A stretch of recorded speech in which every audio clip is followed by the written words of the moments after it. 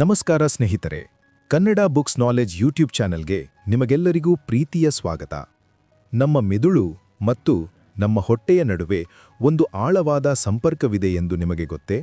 ನಮ್ಮ ಆರೋಗ್ಯ, ನಮ್ಮ ಮೂಡ್ ಮತ್ತು ನಮ್ಮ ಆಲೋಚನೆಗಳು ನಮ್ಮ ಹೊಟ್ಟೆಯ ಆರೋಗ್ಯದ ಮೇಲೆ ಹೇಗೆ ಅವಲಂಬಿಸಿದೆ ಎಂದು ತಿಳಿಸಿಕೊಡುವ ಒಂದು ಅದ್ಭುತ ಪುಸ್ತಕವೇ ಡಾಕ್ಟರ್ ಎಮೆರಾನ್ ಮೇಯರ್ ಅವರು ಬರೆದಿರುವ ದ ಮೈಂಡ್ ಗಟ್ ಕನೆಕ್ಷನ್. ಈ ಪುಸ್ತಕದಲ್ಲಿ ತುಂಬ ಆಳವಾದ ಮತ್ತು ವೈಜ್ಞಾನಿಕವಾದ ಮಾಹಿತಿಗಳಿವೆ. ಇದನ್ನೆಲ್ಲ ಒಂದೇ ವಿಡಿಯೋದಲ್ಲಿ ಹೇಳಿದರೆ ತುಂಬ ಉದ್ದವಾಗುತ್ತದೆ ಮತ್ತು ಕೇಳುಗರಿಗೆ ಅರ್ಥಮಾಡಿಕೊಳ್ಳಲು ಕಷ್ಟವಾಗಬಹುದು. ಹಾಗಾಗಿ ನಿಮಗೆ ಸ್ಪಷ್ಟವಾಗಿ ಮತ್ತು ಸುಲಭವಾಗಿ ಅರ್ಥವಾಗಲಿ ಎಂದು ನಾವು ಈ ಪುಸ್ತಕದ ಸಾರಾಂಶವನ್ನು 3 ಪ್ರತ್ಯೇಕ ವಿಡಿಯೋಗಳಲ್ಲಿ ನಿಮ್ಮ ಮುಂದೆ ತರುತ್ತಿದ್ದೇವೆ. ಇವತ್ತಿನ ಈ ವಿಡಿಯೋದಲ್ಲಿ ನಾವು ಭಾಗ 1 ಕೇಳೋಣ. ನಮ್ಮ ದೇಹ ಹೇಗೆ ಒಂದು ಇಂಟೆಲಿಜೆಂಟ್ ಸೂಪರ್ ಕಂಪ್ಯೂಟರ್ ತರಹ ಕೆಲಸ ಮಾಡುತ್ತದೆ, ನಮ್ಮ ಮೆದುಳು ಹಾಗೂ ಹೊಟ್ಟೆಯ ಮಧ್ಯೆ ಹೇಗೆ ಸಂಭಾಷಣೆ ನಡೆಯುತ್ತದೆ ಮತ್ತು ನಮ್ಮ ಹೊಟ್ಟೆಯಲ್ಲಿರುವ ಬ್ಯಾಕ್ಟೀರಿಯಾಗಳು ನಮ್ಮ ಮೆದುಳಿನ ಜೊತೆ ಹೇಗೆ ಸಂಪರ್ಕ ಸಾಧಿಸುತ್ತವೆ ಎಂಬುದನ್ನು ಈ ವಿಡಿಯೋದಲ್ಲಿ ತಿಳಿದುಕೊಳ್ಳೋಣ. ಇದು ಈ ಪುಸ್ತಕದ ಮೊದಲ 4 ಅಧ್ಯಾಯಗಳ ಸಂಪೂರ್ಣ ಸಾರಾಂಶವಾಗಿದೆ. ಈ ಮಾಹಿತಿಗಳು ಖಂಡಿತವಾಗಿಯೂ ನಿಮ್ಮ ಆರೋಗ್ಯದ ಬಗ್ಗೆ ಇರುವ ದೃಷ್ಟಿಕೋನವನ್ನೇ ಬದಲಾಯಿಸುತ್ತವೆ ಮತ್ತು ಈ ವಿಡಿಯೋವನ್ನು ಸ್ವಲ್ಪವೂ ಸ್ಕಿಪ್ ಮಾಡದೆ ಕೊನೆಯವರೆಗೂ ನೋಡಿ. ವಿಡಿಯೋ ಶುರು ಮಾಡುವುದಕ್ಕಿಂತ ಮುಂಚೆ ನೀವಿನ್ನೂ ನಮ್ಮ ಕನ್ನಡ ಬುಕ್ಸ್ ನಾಲೆಜ್ ಚಾನೆಲ್ಗೆ ಸಬ್ಸ್ಕ್ರೈಬ್ ಆಗಿಲ್ಲ ಅಂದರೆ ದಯವಿಟ್ಟು ಈಗಲೇ ಸಬ್ಸ್ಕ್ರೈಬ್ ಮಾಡಿ ಹಾಗೂ ಪಕ್ಕದಲ್ಲಿರುವ ಬೆಲ್ ಐಕಾನ್ ಪ್ರೆಸ್ ಮಾಡಿ. ಬನ್ನಿ ಸ್ನೇಹಿತರೆ, ಇವತ್ತಿನ ವಿಡಿಯೋ ಶುರು ಮಾಡೋಣ. ಸ್ನೇಹಿತರೆ, ಇಂದಿನ ವಿಡಿಯೋದಲ್ಲಿ ನಾವು ದ ಮೈಂಡ್ ಗಟ್ ಕನೆಕ್ಷನ್ ಪುಸ್ತಕದ ಮೊದಲನೆಯ ಭಾಗವಾದ our body the intelligent super computer ಅಂದರೆ ನಮ್ಮ ದೇಹ ಒಂದು ಅದ್ಭುತವಾದ ಸೂಪರ್ ಕಂಪ್ಯೂಟರ್ ಎನ್ನುವ ವಿಷಯದ ಬಗ್ಗೆ ತಿಳಿದುಕೊಳ್ಳೋಣ. ನಮ್ಮ ದೇಹ ಎನ್ನುವುದು ಕೇವಲ ಮಾಂಸಖಂಡ ಮತ್ತು ಮೂಳೆಗಳ ಗೂಡಲ್ಲ. ಅದೊಂದು ಅದ್ಭುತವಾದ ಮತ್ತು ಅತ್ಯಂತ ಬುದ್ಧಿವಂತಿಕೆಯಿಂದ ಕೆಲಸ ಮಾಡುವ ಸೂಪರ್ ಕಂಪ್ಯೂಟರ್. ಈ ಮೊದಲನೆಯ ಭಾಗದಲ್ಲಿ ಒಟ್ಟು 4 ಅಧ್ಯಾಯಗಳಿವೆ. ಅದರಲ್ಲಿ ಮೊದಲನೆಯ ಅಧ್ಯಾಯ the mind body connection is real ಅಂದರೆ ನಮ್ಮ ಮೆದುಳು ಮತ್ತು ದೇಹದ ಸಂಪರ್ಕ ನಿಜವಾದದ್ದು. ಈಗ ಈ ಮೊದಲನೆಯ ಅಧ್ಯಾಯವನ್ನು ಸಂಪೂರ್ಣವಾಗಿ ಡಿಕೋಡ್ ಮಾಡೋಣ. ಒಮ್ಮೆ ನೆನಪು ಮಾಡಿಕೊಳ್ಳಿ, ನೀವು ಜೀವನದಲ್ಲಿ ಮೊದಲ ಬಾರಿಗೆ ಎಲ್ಲರ ಮುಂದೆ ಸ್ಟೇಜ್ ಮೇಲೆ ಮಾತನಾಡಲು ಹೋದಾಗ ಅಥವಾ ಯಾವುದಾದರೂ ಕಷ್ಟವಾದ ಪರೀಕ್ಷೆ ಬರೆಯಲು ಕೂತಾಗ ಏನಾಗಿತ್ತು? ನಿಮ್ಮ ಹೊಟ್ಟೆಯಲ್ಲಿ ಏನೋ ಒಂಥರ ವಿಚಿತ್ರವಾದ ಸಂವೇದನೆ ಆಗಿತ್ತಲ್ವಾ? ಹೊಟ್ಟೆಯಲ್ಲಿ ಚಿಟ್ಟೆಗಳು ಹಾರಾಡಿದ ಹಾಗೆ ಅಥವಾ ಹೊಟ್ಟೆ ತಳಮಳ ಆದ ಹಾಗೆ ಆಗುತ್ತದೆ. ಕೆಲವರಿಗಂತೂ ವಿಪರೀತ ಭಯವಾದಾಗ ವಾಕರಿಕೆ ಬಂದ ಹಾಗೆ ಆಗುತ್ತದೆ. ನಾವು ಅಂದುಕೊಳ್ತೇವೆ ಇದು ಕೇವಲ ನಮ್ಮ ಭಯ ಅಥವಾ ನಮ್ಮ ಕಲ್ಪನೆ ಅಂತ. ಆದರೆ ಡಾಕ್ಟರ್ ಎಮೆರಾನ್ ಮೇಯರ್ ಅವರು ಹೇಳ್ತಾರೆ, ಇದು ಕಲ್ಪನೆಯಲ್ಲ, ಇದು 100ಕ್ಕೆ 100 ಪಾಲು ವಿಜ್ಞಾನ. ಇದು ನಿಮ್ಮ ಮೆದುಳು ಮತ್ತು ನಿಮ್ಮ ಹೊಟ್ಟೆ ಪರಸ್ಪರ ಮಾತನಾಡಿಕೊಳ್ಳುತ್ತಿರುವ ನೇರವಾದ ಪುರಾವೆ. ನೂರಾರು ವರ್ಷಗಳಿಂದ ಪಾಶ್ಚಿಮಾತ್ಯ ವೈದ್ಯಕೀಯ ಲೋಕ ಒಂದು ದೊಡ್ಡ ತಪ್ಪು ಮಾಡಿಕೊಂಡು ಬಂದಿತ್ತು. ಅವರು ನಮ್ಮ ಮೆದುಳನ್ನೇ ಒಂದು ಪ್ರತ್ಯೇಕ ಯಂತ್ರ ಮತ್ತು ನಮ್ಮ ದೇಹದ ಉಳಿದ ಭಾಗಗಳನ್ನು, ಅದರಲ್ಲೂ ವಿಶೇಷವಾಗಿ ನಮ್ಮ ಹೊಟ್ಟೆಯನ್ನು ಬೇರೊಂದು ಯಂತ್ರ ಅಂತ ಭಾವಿಸಿದ್ರು. ನಿಮಗೆ ತಲೆನೋವು ಬಂದರೆ ತಲೆಗೆ ಮಾತ್ರ ಚಿಕಿತ್ಸೆ, ಹೊಟ್ಟೆ ನೋವು ಬಂದರೆ ಹೊಟ್ಟೆಗೆ ಮಾತ್ರ ಚಿಕಿತ್ಸೆ ನೀಡ್ತಿದ್ರು. ಇವೆರಡಕ್ಕೂ ಯಾವುದೇ ಸಂಬಂಧವಿಲ್ಲ ಅಂತ ನಂಬಿದ್ರು. ಆದರೆ ಡಾಕ್ಟರ್ ಮೇಯರ್ ಅವರ 40 ವರ್ಷಗಳ ವೈದ್ಯಕೀಯ ಸಂಶೋಧನೆ ಈ ಹಳೆಯ ನಂಬಿಕೆಯನ್ನು ಸಂಪೂರ್ಣವಾಗಿ ಸುಳ್ಳು ಮಾಡಿದೆ. ಅವರ ಪ್ರಕಾರ ನಮ್ಮ ದೇಹ ಒಂದು ಅದ್ಭುತವಾದ ಸೂಪರ್ ಕಂಪ್ಯೂಟರ್. ಇಲ್ಲಿ ಮೆದುಳು ಮತ್ತು ಹೊಟ್ಟೆ ಬೇರೆ ಬೇರೆ ಅಲ್ಲ, ಅವೆರಡೂ ಒಂದು ಸೂಪರ್ ಹೈವೇ ಮೂಲಕ ಸದಾಕಾಲ ಸಂಪರ್ಕದಲ್ಲಿರ್ತವೆ. ನಿಮ್ಮೆಲ್ಲರಿಗೂ ಗೊತ್ತಿರುವ ಹಾಗೆ ನಮ್ಮ ತಲೆಯಲ್ಲಿರುವ ಮೆದುಳು ಇಡೀ ದೇಹವನ್ನು ಕಂಟ್ರೋಲ್ ಮಾಡುತ್ತದೆ. ಆದರೆ ನಿಮ್ಮ ಹೊಟ್ಟೆಯಲ್ಲಿ ಇನ್ನೊಂದು ಮೆದುಳು ಇದೆ ಅಂತ ನಿಮಗೆ ಗೊತ್ತಿತ್ತಾ? ಹೌದು, ವಿಜ್ಞಾನಿಗಳು ನಮ್ಮ ಹೊಟ್ಟೆಯನ್ನು 2ನೇ ಮೆದುಳು ಅಥವಾ ಸೆಕೆಂಡ್ ಬ್ರೈನ್ ಅಂತ ಕರೀತಾರೆ. ನಮ್ಮ ಅನ್ನನಾಳದಿಂದ ಹಿಡಿದು ಕರುಳಿನ ತುದಿಯವರೆಗೂ ಇರುವ ಗೋಡೆಗಳಲ್ಲಿ ಸುಮಾರು 50 ದಶಲಕ್ಷಕ್ಕೂ ಹೆಚ್ಚು ನರಕೋಶಗಳು ಅಂದರೆ ನ್ಯೂರಾನ್ಗಳಿವೆ. ಇದನ್ನು ವಿಜ್ಞಾನದ ಭಾಷೆಯಲ್ಲಿ ಎಂಟರಿಕ್ ನರ್ವಸ್ ಸಿಸ್ಟಮ್ ಅಂತ ಕರೀತಾರೆ.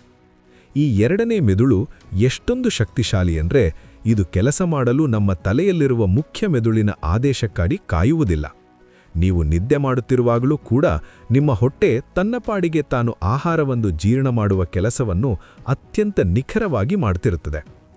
ನಮ್ಮ ತಲೆಯಲ್ಲಿರುವ ಮೆದುಳಿಗೆ ಹೇಗೆ ತನ್ನದೇ ಆದ ಬುದ್ಧಿವಂತಿಕೆ ಇದೆಯೋ ಅದೇ ರೀತಿ ನಮ್ಮ ಹೊಟ್ಟೆಗೂ ಕೂಡ ಒಂದು ಸ್ವಂತ ಬುದ್ಧಿವಂತಿಕೆ ಇದೆ. ಈಗ ಈ ಎರಡು ಮೆದುಳುಗಳ ನಡುವೆ ಸಂಭಾಷಣೆ ಹೇಗೆ ನಡೆಯುತ್ತದೆ ಅನ್ನೋದನ್ನ ತುಂಬ ಸೂಕ್ಷ್ಮವಾಗಿ ಗಮನಿಸಿ. ಇದು ಕೇವಲ ಒಂದು ಕಡೆಯಿಂದ ಒಂದು ಕಡೆಗೆ ಹೋಗುವ ಟ್ರಾಫಿಕ್ ಅಲ್ಲ.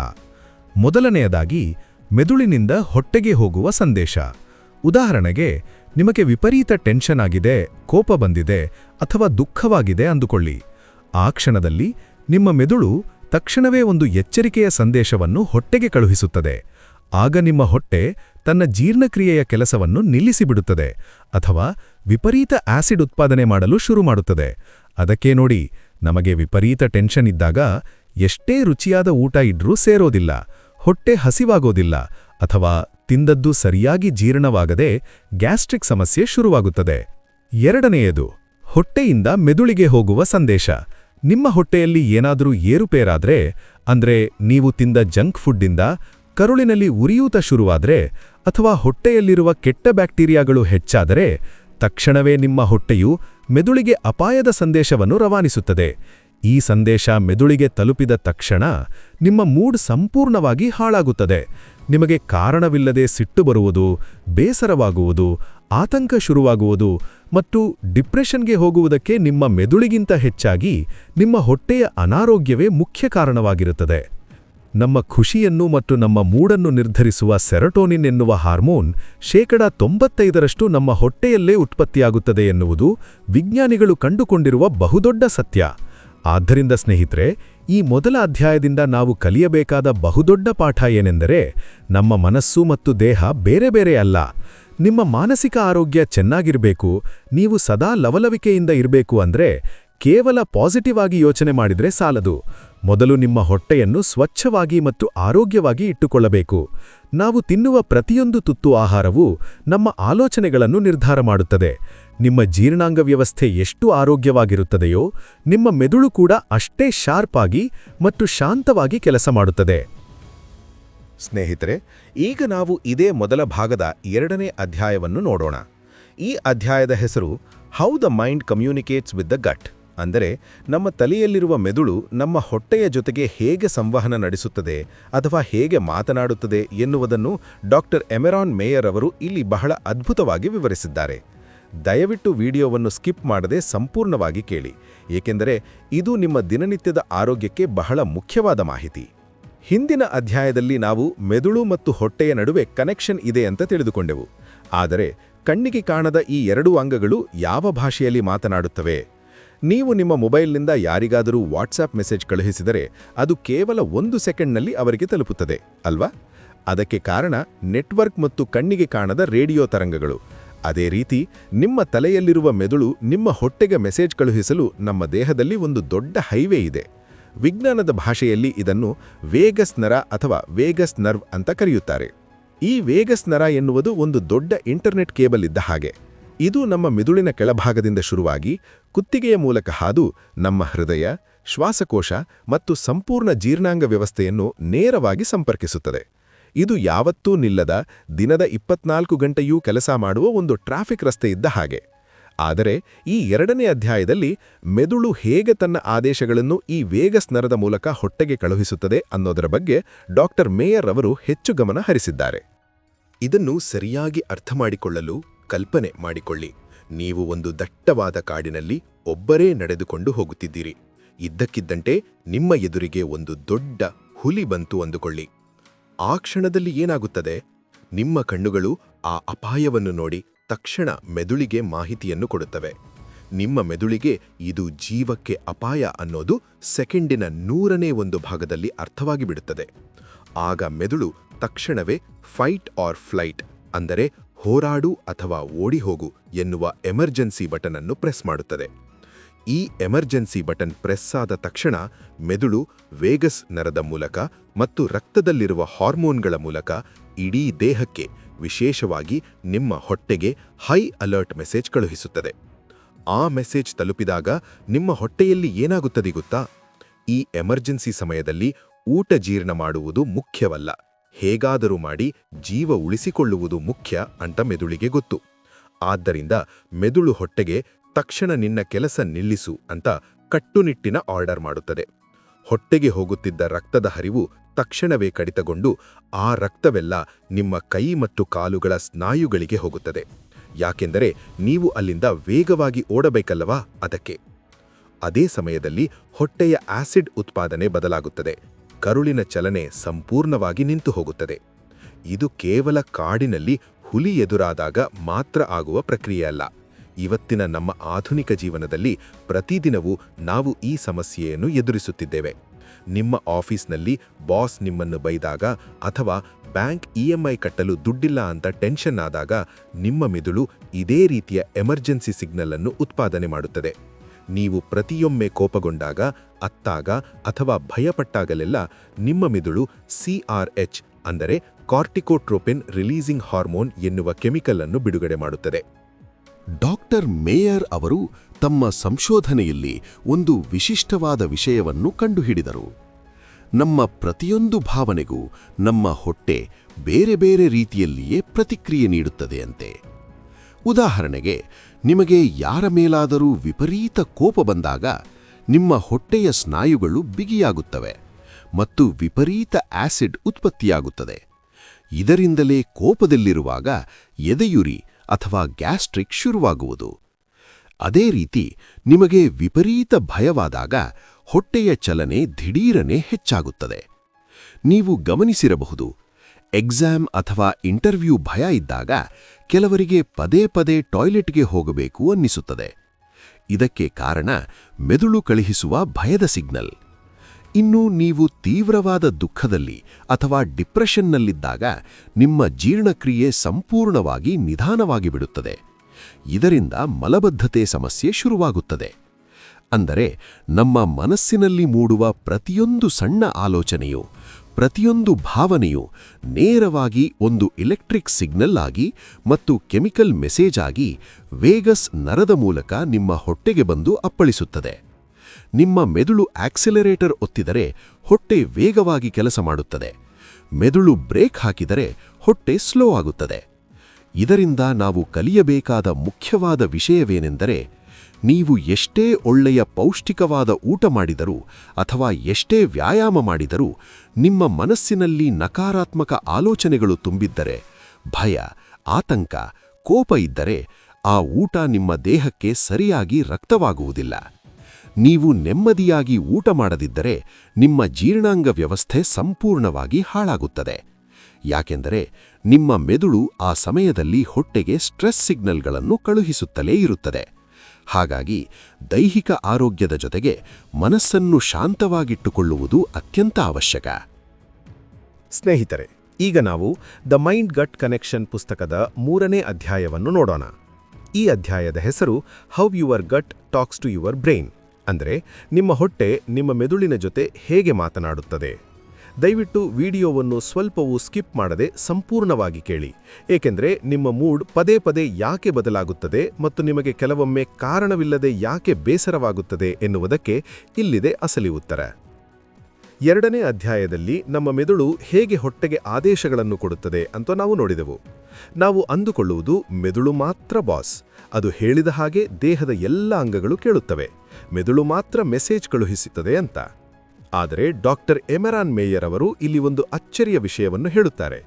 ನಮ್ಮ ಮೆದುಳು ಮತ್ತು ಹೊಟ್ಟೆಯನ್ನು ಸಂಪರ್ಕಿಸುವ ವೇಗಸ್ ನರ ಎನ್ನುವ ಹೈವೇಯಲ್ಲಿ ಕೇವಲ 10% ಸಿಗ್ನಲ್ಗಳು ಮಾತ್ರ ಮೆದುಳಿನಿಂದ ಹೊಟ್ಟೆಗೆ ಬರುತ್ತವೆ. ಉಳಿದ 90% ಸಿಗ್ನಲ್ಗಳು ಹೊಟ್ಟೆಯಿಂದ ಮೆದುಳಿನ ಕಡೆಗೆ ಹೋಗುತ್ತವೆ. ಹೌದು, ನೀವು ಕೇಳಿದ್ದು 100ಕ್ಕೆ 100 ನಿಜ. ನಮ್ಮ ಮೆದುಳು ಹೊಟ್ಟೆಗೆ ಹೇಳುವುದಕ್ಕಿಂತ 9 ಪಟ್ಟು ಹೆಚ್ಚು ನಮ್ಮ ಹೊಟ್ಟೆ ಮೆದುಳಿನ ಜೊತೆ ಮಾತನಾಡುತ್ತಲೇ ಇರುತ್ತದೆ. ಹಾಗಾದರೆ ಹೊಟ್ಟೆ ಮೆದುಳಿಗೆ ಪ್ರತಿದಿನ ಪ್ರತಿಕ್ಷಣ ಏನು ಹೇಳುತ್ತದೆ? ನಿಮ್ಮ ಹೊಟ್ಟೆ ಕೇವಲ ಊಟವನ್ನು ಜೀರ್ಣ ಮಾಡುವ ಒಂದು ಪೈಪಲ್ಲ. ವಿಜ್ಞಾನಿಗಳ ಪ್ರಕಾರ ಕಣ್ಣು, ಕಿವಿ, ಮೂಗಿನ ಹಾಗೆ ನಮ್ಮ ಹೊಟ್ಟೆ ಕೂಡ ಒಂದು ಅತಿ ದೊಡ್ಡ ಸೆನ್ಸರಿ ಆರ್ಗನ್, ಅಂದರೆ ಜ್ಞಾನೇಂದ್ರಿಯ. ನಿಮ್ಮ ಕರುಳಿನ ಒಳಪದರದಲ್ಲಿ EC ಸೆಲ್ಸ್ ಅಂದರೆ ಎಂಟೆರೋಕ್ರೊಮ್ಯಾಫಿನ್ ಜೀವಕೋಶಗಳು ಇರುತ್ತವೆ. ನೀವು ತಿಂದ ಆಹಾರ ಹೊಟ್ಟೆಗೆ ಹೋದ ತಕ್ಷಣ ಆ ಆಹಾರದಲ್ಲಿ ಯಾವ ವಿಟಮಿನ್ ಇದೆ, ಎಷ್ಟು ಸಕ್ಕರೆ ಇದೆ, ಎಷ್ಟು ಕೆಮಿಕಲ್ ಇದೆ ಅನ್ನೋದನ್ನ ಈ ಜೀವಕೋಶಗಳು ಸೆಕೆಂಡುಗಳಲ್ಲಿ ರುಚಿ ನೋಡಿ ಪರೀಕ್ಷೆ ಮಾಡುತ್ತವೆ. ಆ ಪರೀಕ್ಷೆಯ ರಿಪೋರ್ಟನ್ನು ತಕ್ಷಣವೇ ಸೆರಟೋನಿನ್ ಎನ್ನುವ ಕೆಮಿಕಲ್ ಮೆಸೇಜ್ ಮುಖಾಂತರ ವೇಗಸ್ ನರದ ಮೂಲಕ ನೇರವಾಗಿ ನಿಮ್ಮ ಮೆದುಳಿಗೆ ಕಳುಹಿಸುತ್ತವೆ. ನೀವು ಒಳ್ಳೆಯ ಪೌಷ್ಟಿಕವಾದ ನೈಸರ್ಗಿಕವಾದ ಆಹಾರವನ್ನು ತಿಂದರೆ ಹೊಟ್ಟೆಯು ಮೆದುಳಿಗೆ ಎಲ್ಲವೂ ಸೇಫ್ ಆಗಿದೆ, ದೇಹಕ್ಕೆ ಒಳ್ಳೆಯ ಶಕ್ತಿ ಸಿಗುತ್ತಿದೆ ಎನ್ನುವ ಪಾಸಿಟಿವ್ ಮೆಸೇಜ್ ಕಳುಹಿಸುತ್ತದೆ. ಆಗ ಮೆದುಳು ರಿಲ್ಯಾಕ್ಸ್ ಆಗುತ್ತದೆ, ನಿಮ್ಮ ಮೂಡ್ ಚೆನ್ನಾಗಿರುತ್ತದೆ ಮತ್ತು ನೀವು ಬಹಳ ಲವಲವಿಕೆಯಿಂದ ಇರುತ್ತೀರಿ. ಆದರೆ ನೀವು ವಿಪರೀತ ಜಂಕ್ ಫುಡ್ ತಿಂದಾಗ, ಎಣ್ಣೆಯಲ್ಲಿ ಕರಿದ ಪದಾರ್ಥಗಳನ್ನು ತಿಂದಾಗ ಅಥವಾ ಆಹಾರದಲ್ಲಿ ಕೆಮಿಕಲ್ಸ್ ಹೆಚ್ಚಾಗಿದ್ದಾಗ ಏನಾಗುತ್ತದೆ ಗೊತ್ತಾ? ನಿಮ್ಮ ಕರುಳಿನಲ್ಲಿರುವ ಜೀವಕೋಶಗಳು ಇದೊಂದು ವಿಷಕಾರಿ ವಸ್ತು, ಇದು ನಮ್ಮ ದೇಹಕ್ಕೆ ಅಪಾಯಕಾರಿ ಎಂದು ತೀರ್ಮಾನಿಸುತ್ತವೆ. ತಕ್ಷಣವೇ ಹೊಟ್ಟೆಯು ಮೆದುಳಿಗೆ ಒಂದು ಡೇಂಜರ್ ಸಿಗ್ನಲ್, ಅಂದರೆ ಎಚ್ಚರಿಕೆಯ ಗಂಟೆಯನ್ನು ಕಳುಹಿಸುತ್ತದೆ. ಕರುಳಿನಲ್ಲಿ ಏನೋ ಸಮಸ್ಯೆ ಆಗಿದೆ, ಉರಿಯೂತ ಶುರುವಾಗಿದೆ ಎನ್ನುವ ಮೆಸೇಜ್ ಸೆಕೆಂಡುಗಳಲ್ಲಿ ಮೆದುಳನ್ನು ತಲುಪುತ್ತದೆ. ಈ ಅಪಾಯದ ಸಂದೇಶ ಮೆದುಳಿಗೆ ತಲುಪಿದ ತಕ್ಷಣ ಮೆದುಳು ವಿಪರೀತ ಆತಂಕಕ್ಕೆ ಒಳಗಾಗುತ್ತದೆ.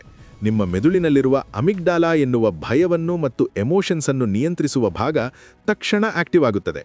ಇದರಿಂದ ನಿಮಗೆ ಗೊತ್ತಿಲ್ಲದಂತೆಯೇ ನಿಮಗೆ ಆಂಗ್ಸೈಟಿ ಅಥವಾ ಆತಂಕ ಶುರುವಾಗುತ್ತದೆ.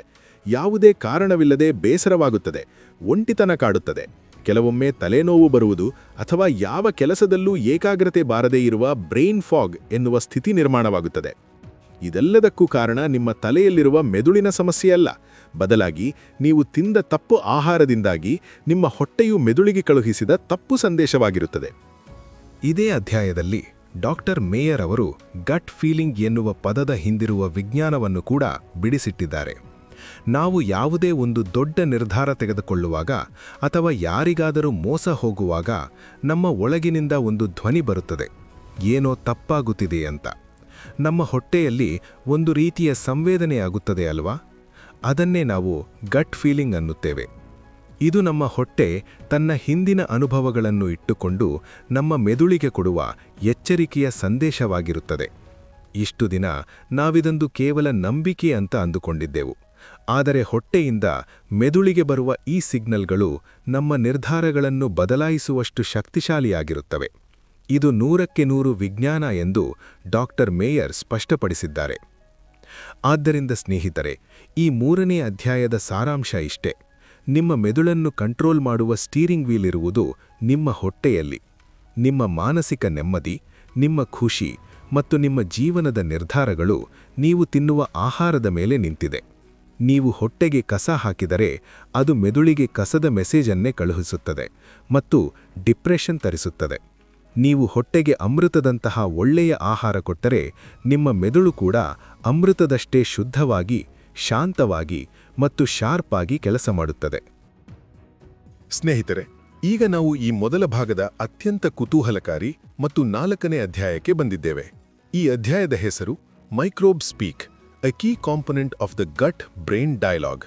ದಯವಿಟ್ಟು ಈ ವಿಡಿಯೋವನ್ನು ಇಲ್ಲಿ ಸ್ಕಿಪ್ ಮಾಡುವ ತಪ್ಪು ಮಾಡಬೇಡಿ, ಯಾಕೆಂದ್ರೆ ನಮ್ಮ ವಿಜ್ಞಾನಿಗಳಿಗೆ ಇತ್ತೀಚೆಗಷ್ಟೇ ಗೊತ್ತಾದ ಒಂದು ಅತಿ ದೊಡ್ಡ ರಹಸ್ಯ ಈ ಅಧ್ಯಾಯದಲ್ಲಿದೆ. ನೀವು ಇಷ್ಟು ಹೊತ್ತು ನಿಮ್ಮ ದೇಹವನ್ನು ಕೇವಲ ನಿಮ್ಮದು ಅಂತ ಅಂದುಕೊಂಡಿದ್ದೀರಿ ಅಲ್ವಾ? ಆದರೆ ಅದು ಸಂಪೂರ್ಣ ಸುಳ್ಳು. ಡಾಕ್ಟರ್ ಎಮರನ್ ಮೇಯರ್ ಅವರು ಹೇಳುವ ಪ್ರಕಾರ ನಿಮ್ಮ ದೇಹದಲ್ಲಿ ನಿಮ್ಮದೇ ಜೀವಕೋಶಗಳಿಗಿಂತ ಹೆಚ್ಚು ಬೇರೆ ಜೀವಿಗಳು ವಾಸಿಸುತ್ತಿವೆ. ಹೌದು, ನಮ್ಮ ಹೊಟ್ಟೆಯಲ್ಲಿ, ಮುಖ್ಯವಾಗಿ ನಮ್ಮ ದೊಡ್ಡ ಕರುಳಿನಲ್ಲಿ ಸುಮಾರು 39 ಟ್ರಿಲಿಯನ್ಗಿಂತಲೂ ಹೆಚ್ಚು ಸೂಕ್ಷ್ಮಾಣು ಜೀವಿಗಳು ಅಂದರೆ ಬ್ಯಾಕ್ಟೀರಿಯಾಗಳು ವಾಸವಾಗಿವೆ. ನಮ್ಮ ಬ್ರಹ್ಮಾಂಡದಲ್ಲಿ ಎಷ್ಟು ನಕ್ಷತ್ರಗಳಿವೆಯೋ ಅದಕ್ಕಿಂತ ಹೆಚ್ಚು ಬ್ಯಾಕ್ಟೀರಿಯಾಗಳು ನಿಮ್ಮ ಹೊಟ್ಟೆಯಲ್ಲೇ ಇವೆ. ವಿಜ್ಞಾನಿಗಳು ಇವುಗಳ ಗುಂಪನ್ನು ಗಟ್ ಮೈಕ್ರೋಬಯೋಮ್ ಅಂತ ಕರೆಯುತ್ತಾರೆ. ಈ ಬ್ಯಾಕ್ಟೀರಿಯಾಗಳು ಸುಮ್ಮನೆ ಹೊಟ್ಟೆಯಲ್ಲಿ ಕೂತಿಲ್ಲ. ಮೆದುಳು ಮತ್ತು ಹೊಟ್ಟೆಯ ನಡುವೆ ನಡೆಯುವ ಸಂಭಾಷಣೆಯಲ್ಲಿ ಈ ಬ್ಯಾಕ್ಟೀರಿಯಾಗಳದೇ ಬಹುಮುಖ್ಯ ಪಾತ್ರ. ಹಿಂದಿನ ಅಧ್ಯಾಯಗಳಲ್ಲಿ ಮೆದುಳು ಮತ್ತು ಹೊಟ್ಟೆ ವೇಗಸ್ ನರದ ಮೂಲಕ ಮಾತನಾಡಿಕೊಳ್ಳುತ್ತವೆ ಅಂತ ನಾವು ತಿಳಿದುಕೊಂಡೆವು. ಆದರೆ ಆ ಭಾಷೆಯನ್ನು ಅರ್ಥ ಮಾಡಿಕೊಂಡು ಹೊಟ್ಟೆಯಿಂದ ಮೆದುಳಿಗೆ ಸಂದೇಶಗಳನ್ನು ಕಳುಹಿಸುವ ಅಸಲಿ ಕೆಲಸ ಮಾಡುವುದೇ ಈ ಬ್ಯಾಕ್ಟೀರಿಯಾಗಳು. ಇದನ್ನೇ ಡಾಕ್ಟರ್ ಮೇಯರ್ ಅವರು ಮೈಕ್ರೋಬ್ ಸ್ಪೀಕ್ ಅಂದ್ರೆ ಬ್ಯಾಕ್ಟೀರಿಯಾಗಳ ಭಾಷೆ ಅಂತ ಕರೆದಿದ್ದಾರೆ. ಈ ಬ್ಯಾಕ್ಟೀರಿಯಾಗಳು ನಮ್ಮ ಹೊಟ್ಟೆಯಲ್ಲಿ ಒಂದು ದೊಡ್ಡ ಕೆಮಿಕಲ್ ಫ್ಯಾಕ್ಟರಿ ನಡೆಸುತ್ತಿವೆ. ನಾವು ತಿಂದ ಆಹಾರ ಕರುಳಿಗೆ ಹೋದಾಗ ಈ ಬ್ಯಾಕ್ಟೀರಿಯಾಗಳು ಆ ಆಹಾರವನ್ನು ತಿಂದು ಕರಗಿಸುತ್ತವೆ. ಆ ಸಮಯದಲ್ಲಿ ಅವು ನೂರಾರು ಬಗೆಯ ರಾಸಾಯನಿಕಗಳನ್ನು ಬಿಡುಗಡೆ ಮಾಡುತ್ತವೆ.